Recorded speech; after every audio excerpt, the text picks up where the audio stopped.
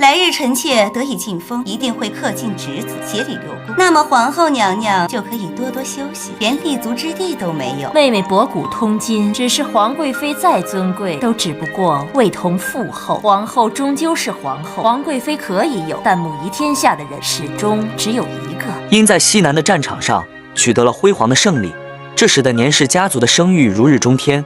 皇帝对年氏家族刮目相看，对其大为赞赏，并且许诺将会提拔华妃的地位，使其更进一步。华妃野心勃勃，一心向往皇后之位。她以强势之姿，让皇后在众多妃嫔面前颜面尽失。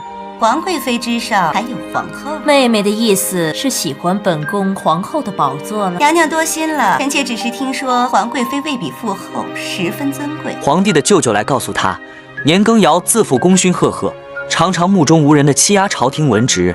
他对权力充满贪婪，既然大胆扩建自己的府邸，尽显骄奢淫逸的生活作风。年羹尧的妻子突然病重，他果断下令，宫中所有的御医都被紧急召来，为心爱的妻子诊治病情。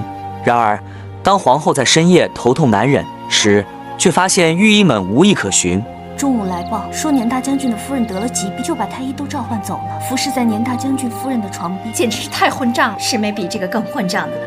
堂堂的中宫皇后，竟然连个太医都找不到，太医竟然在区区的臣子府中。皇后深知皇帝暂时不会对年氏家族采取行动，因此决定亲自加紧筹划。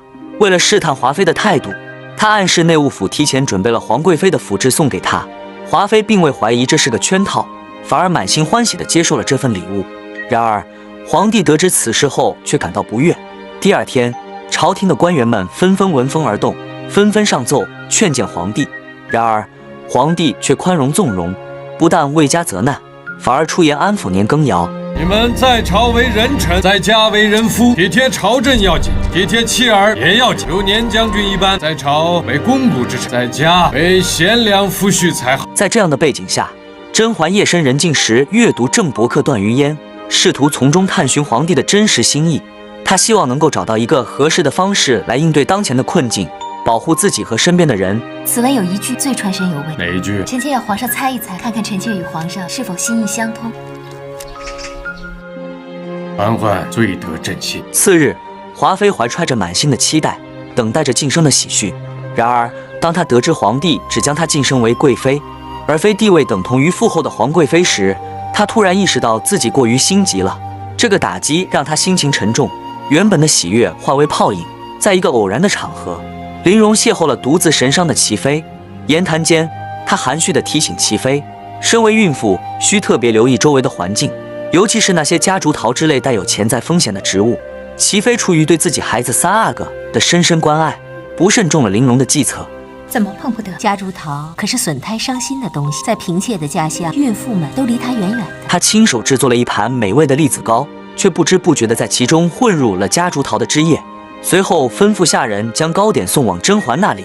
然而，就在栗子糕即将送达之际，玲珑突然现身，以一副关切的神情揭穿了糕点的秘密。她表现得既惊讶又惋惜，似乎完全是为了甄嬛的安全着想。这糕点里被人掺了夹竹桃的花粉和汁液，夹竹桃性寒有毒，有祛瘀止痛之效。可是姐姐兄们喝桂枝汤时，大家都知道夹竹桃配桂枝，活血祛瘀之效大增，是伤胎的利器呀。消息迅速传到了皇后的耳中，她急忙召来齐妃，严厉地命令她跪在地上，坦白自己的所作所为，否则事情传出去，就死无葬身之地了。